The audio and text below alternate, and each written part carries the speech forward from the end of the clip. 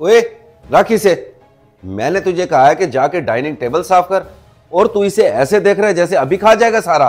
नहीं नहीं सेठ साहब, मैं इसे खा नहीं रहा था, बल्कि मैं तो इसे साफ करने लगा था। बेवकूफ तू है, मैं नहीं। ये फल यहाँ पे धो के रखे हुए हैं, इन्हें साफ करने की जरूरत नहीं है। तू बस अपने काम पे तवज्जो रखा कर। समझ आई मेरी बात? चल जाके किचन में बर्तन धो। जी जी सेठ साहब, अभी जाता हूँ। उल्लू का पट्टा।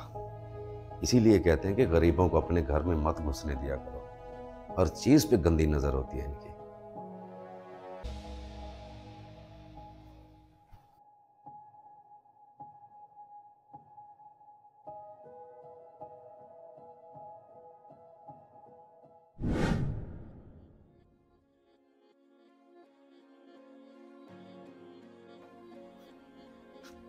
क्या बात है अब्बा, बहुत परेशान बैठे हो आप? खैरियत तो है? हाँ बेटी, घबराहट सी हो रही है, दिल में अजीब अजीब ख्याल आ रहे हैं। कहीं तेरे भाई को कुछ हो तो नहीं गया? कुछ नहीं होता मेरे भाई को, आप फिक्र ना करें, एक बहन की दुआएं उसके साथ हैं।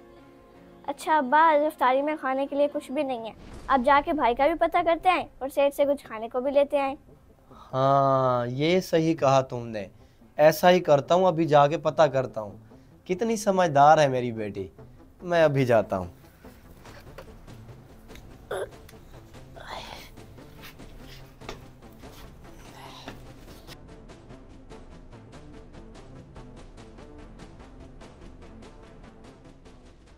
बाबा एक बात करनी है आपसे।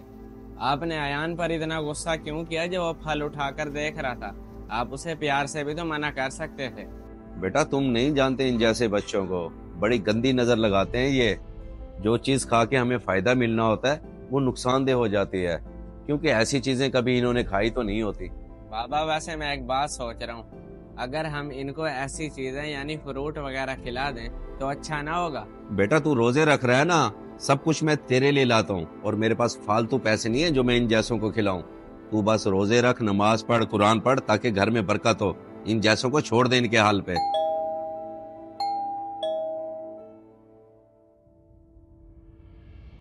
उस घर में क्या बरकत होगी जिस घर में गरीब के साथ ऐसा सलूक किया जाए। क्या मसला है भाई, अभी से क्यों आ गया तू बेटे को लेने? अभी वो काम कर रहा है, काम खत्म होगा तो मैं उसे खुद ही भेज दूंगा, तुझे आने की जरूरत नहीं है। नहीं नहीं फखर साहब, मैं उसे लेने नहीं आया, मैं तो बस ये पूछने आया था कि वो ठीक तो है ना। मेरा बड़ा दिल घबरा रहा था उसके लिए। दिल घबरा रहा है बेटे के लिए? ओ भाई तेरे बेटे को क्या होना है, सारा दिन ठंडी छांव में बैठा रहता है, बस थोड़ी सी साफ सफाई करनी होती है, और क्या। ये ड्रामेबाजी ना कर, तू सीधा सीधा बोल क्या मांगने आया है? आया तो मैं अपने बेटे की खैरियत मालूम करने था। अब अगर आपने पूछ ही लिया है तो आपके घर में सालन या रोटी बचा हुआ हो तो वो तो मेरे बेटे के हाथ में भेज दीजिएगा। घर में राशन भी ख़त्म है और मेरी बेटी का रोज़ा है। अच्छा ठीक है, देखूंगा, कुछ बचा हुआ सालन वगैरह हुआ तो भेज दूंगा, वरना नहीं। अब जा, मुझे आराम करना है।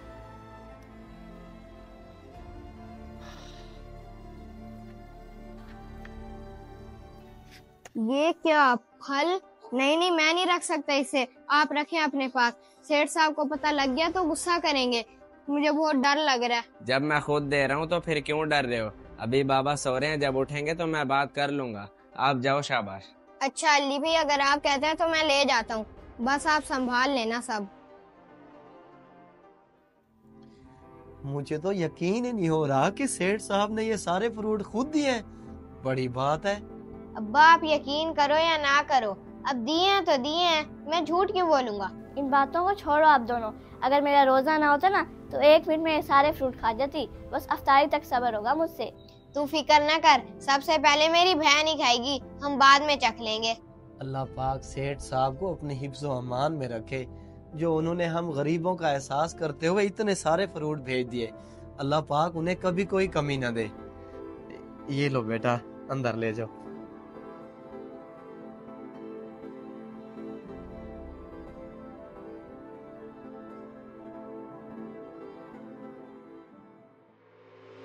ओए ये क्या कह रहा है तू? तूने सारे फल उठा के उसको दे दिए?